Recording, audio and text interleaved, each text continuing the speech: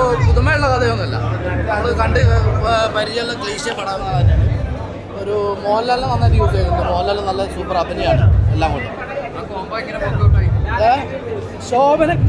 ശോഭന ഇടക്കിടക്ക് നാഗവല്ലിൻ്റെ ഒരു നോട്ടോട്ട് നിന്നുണ്ടെന്നല്ലാണ് ശോഭനക്ക് പ്രത്യേകത ഒന്നുമില്ല.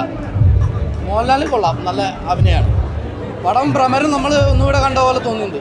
ഒരു ആവർത്തന സ്റ്റോറി, എന്താ പറയുക, സ്റ്റോറിയിലൊരു പുതുമയൊന്നുമില്ല, സാധാ ലെവൽ.